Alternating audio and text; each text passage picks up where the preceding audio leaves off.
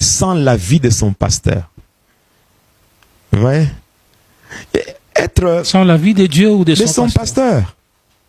Oui. C'est pas l'avis de Dieu? Non. Par exemple, quand tu veux te marier, mais il faut informer le pasteur pendant que tu commences les fiançailles pour qu'il te soutienne. Tu veux par exemple voyager pour les affaires. Bon, toi tu pars là-bas sans rien dire à ton pasteur. Quand là-bas ça se complique, maintenant c'est le téléphone. Pasteur, priez pour moi. Ici, on me refuse le visa. Ici, voilà, il y a ceci. Je ne sais plus rentrer. Donc pour un chrétien, il faut tout informer au pasteur? Oui. Oui. Mais c'est pas là une façon, la personne va se dire que non, le pasteur va commencer à me contrôler. Le pasteur a la charge spirituelle de tous les membres de l'église ou toutes les brebis. Hébreux 13, verset 17. Obéissez à vos conducteurs, ayez pour eux de la déférence, n'est-ce pas? Parce qu'ils veillent sur vos âmes. Ils ont des comptes à rendre à Dieu. Quand par exemple il y a une église, une brebis va s'égarer, qui aura des problèmes? Spirituellement parlant. C'est le pasteur. Mais c'est le pasteur. Mais Dieu lui demandera des comptes. Les brebis que j'ai mis à ta disposition, telle brebis, je ne la vois plus. Où est-elle? C'est ainsi que le Seigneur a donné la parabole du bon berger, qui a 99 brebis, mais une brebis égarée. Il va laisser d'abord le 99 brebis pour aller chercher l'unique brebis égarée. Maintenant, comment... Bon, voilà. On va apprendre seulement que non, il est parti à Dubaï et il est mort là-bas. Mais on pose la question au pasteur. C'est comment... Et le pasteur aussi est étonné. Ah, il est parti à Dubaï. Quel jour? Ouais.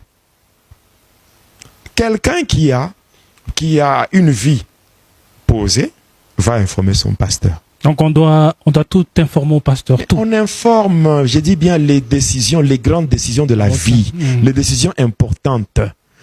Tu veux commencer un chantier, mais informe ton pasteur. Pourquoi? Ce n'est pas qu'il a besoin de ton argent, mais il va te soutenir dans ce que tu fais. Regardez, mais Josué, il est dans la vallée. Il ne va pas te dire que mais mon frère, on a les travaux de l'église ici. Avant, toi tu veux construire d'abord ta maison. Non.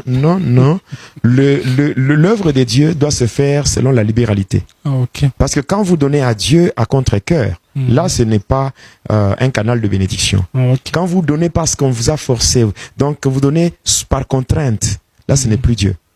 Dieu, il faut donner avec joie, donc dans cette libéralité. Donc quand vous tenez informé le pasteur, il peut vous soutenir parce que les imprévus ne manquent jamais dans la vie. Vous pouvez rencontrer des imprévus qui font en sorte que votre affaire-là tombe en faillite. Mais il peut vous soutenir. Moïse est à la montagne. N'est-ce pas? Ici, dans la vallée, il y a Josué avec Amalek. Le main de Moïse levé, c'est Josué qui prend le dessus. Mais quand Moïse baisse le main, c'est Amalek qui prend le dessus. Il faut connaître le mystère, ce qu'on appelle le mystère de parapluie spirituel. Oui. Le mystère de parapluie spirituel. Oui, parce qu'il y a certaines choses qui doivent être enseignées aux enfants de Dieu. Et le pasteur n'est pas un homme qui court derrière ton argent, non. Non. Un pasteur qui court derrière l'argent de brebis, c'est pas un pasteur, c'est un mercenaire. Un mercenaire. Un pasteur ne court pas derrière l'argent des brebis. Si les brebis savent que le pasteur c'est notre père, ils vont l'honorer. Parce qu'un fils honore son père. Comment est-ce qu'un fils honore son père? En parole et en acte. Quelqu'un peut poser un acte pour soutenir, pour honorer son père. Si je pars voir mon père biologique, par exemple, ce n'est pas que c'est un indigent, non.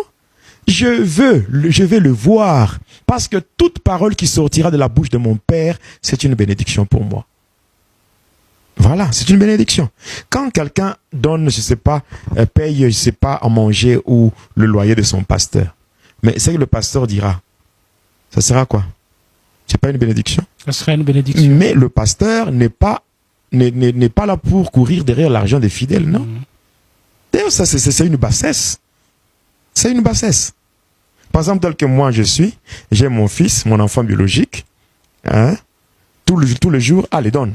Fais ceci, donne. Mais il va se sentir mal à l'aise. Mais en fait, curieusement, il n'aura pas la paix. Curieusement, c'est parmi de choses qu'on observe. Non, écoutez, qu'est-ce que Jésus a dit? Il est dit, la maison de mon père sera appelée maison de prière.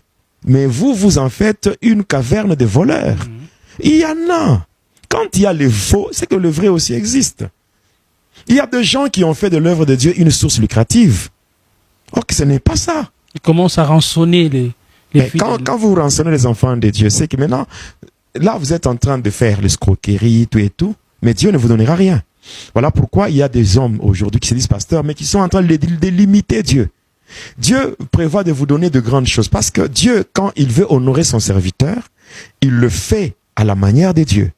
Maintenant, quand vous êtes en train de courir derrière les fidèles et leur rançonner et tout, quand vous faites ça, vous êtes en train de bloquer ce que Dieu vous a réservé. Voilà pourquoi, moi, jusqu'à la fin de mes jours, je ne serai jamais, je dis bien jamais, derrière l'argent des fidèles. Jamais. Je préfère mourir de faim qu'aller quémander. Voilà. Alors, j'ai parlé de 5. Oui. Voilà. Et 6e signe, c'est le manque de consécration et de concentration dans les choses de Dieu. Vous savez, j'aime beaucoup la citation de la sœur Gracia de Canal de vie. Dans son émission Ma Conversion. Ouais. Elle dit, ce que vous avez à faire, faites-le bien, car votre bénédiction en dépend. Et c'est pratiquement une citation de la chaîne Canal de vie. Ouais. Voilà. Ce que vous avez à faire, faites-le bien, car votre bénédiction en dépend. Ouais. Quand je commence à prier, il faut que je prie bien. Quand je commence, si je me dis, je vais prêcher, il faut que je prêche bien. Si je dis, je dois donner bien. Donc, les choses de Dieu ne sont pas des choses à faire, à prendre avec légèreté. Non. Donc, quand je me concentre de la même manière que je me concentre sur une étude, je me concentre sur un travail, ce que je fais pour Dieu, je dois me concentrer. Si par exemple je dis, je suis un jeûne, oui, je suis un jeûne. Même si quelqu'un venait, si moi j'ai rendez-vous avec Dieu, donc je dis aujourd'hui que personne ne puisse vraiment me chercher parce que j'ai rendez-vous avec Dieu. Donc je mets le sérieux dans tout ce que je fais avec le Seigneur. Lorsqu'on est en prière, on s'éloigne de tout ce qui peut nous distraire. Voilà, donc on se concentre. Lorsque je suis dans l'église, je suis sérieux. Je suis dans le culte, je suis sérieux. Vous savez, il y a des gens, quand il est dans l'église, même dans sa façon de chanter, vous voyez que c'est un païen là. La façon de danser, la façon de chanter. Donc, même la façon de s'habiller, un païen tout fait. Pourquoi? Parce qu'on n'a pas vraiment la crainte de Dieu. Et même le respect de l'heure de culte. Voilà. Parce que quelqu'un peut se lever 4 heures du matin parce qu'il a un rendez-vous à 5 heures. N'est-ce pas? Même s'il y a un problème de transport, il peut faire le pied pour arriver au rendez-vous. Et surtout si c'est un problème d'argent. Maintenant, si c'est avec Dieu, c'est lui qui renouvelle en lui le souffle de vie. C'est lui qui combat pour lui. C'est lui qui sème la confusion dans le camp de ses ennemis. Là, non. Vous comprenez? Le manque de consécration. Donc, la consécration, c'est le fait de se mettre à part. Parce que quand je me consacre à Dieu, je me consacre à Dieu, c'est que ce que je fais pour Dieu, je le fais avec tout mon cœur, toute mon âme, toute ma force. Et quand, même si ma femme est là, je dis, maman, ce n'est pas ton temps. Vous y mettez tout. C'est le temps de Dieu. Voilà. Parce que ma relation avec Dieu dépasse ma relation avec ma famille. Parce que dans la hiérarchie, la hiérarchie, c'est ceci. Dieu, famille, église. C'est-à-dire, je dois d'abord avoir une bonne relation avec Dieu, avoir aussi une bonne relation avec ma famille et une bonne relation avec l'église. Et cela doit être respecté. Dieu, donc au commencement, Dieu. Dieu d'abord. Donc si je me consacre dans une affaire que j'ai avec Dieu, même si on vient, mais non, voilà, non.